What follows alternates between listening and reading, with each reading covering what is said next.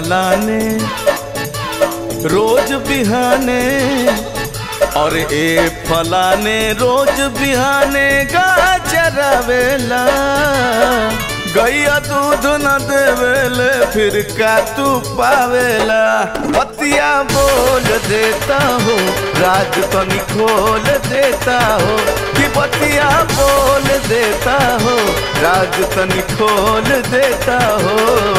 अच्छा ई बताओ का पूछो रहले छोट तो दूध पिया के बड़ कैलस तोर माई। सही कहला भाई, सही कहला भाई। रहले छोट तो दूध पिया के बड़ कैलस तोर माई। अरे बूढ़ भइल महतारी तब का छोड़ देबे मोर भाई। हाँ छोड़ देबे का भाई, हाँ छोड़ देबे का भाई। बोल बोल मुहवा तक खोल। अरे गधा गैया दूध ना देवेले तो गोबर तो देवेले ना। जियो गोवर्धन, जियो गोवर्धन, सही बात बा। जियो गोवर्धन, जियो गोवर्धन, जियो गोवर्धन, सही बात बा। जियो गोवर्धन।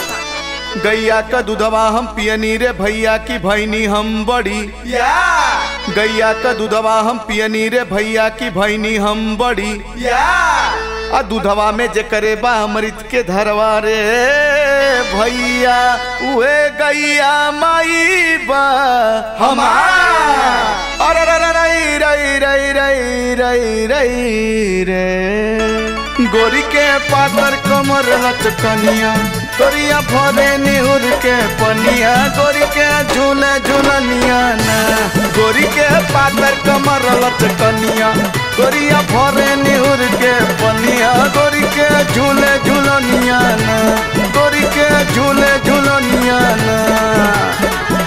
घरवा के लक्ष्मी त घर के तिरियवा रे भावा की कोठरी का लक्ष्मी चिरा।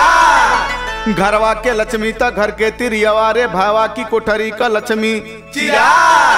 अदुअरे का लक्ष्मी त गैया बहमरी है भैया जवन लक्ष्मीनिया नु बाटे हो हमार।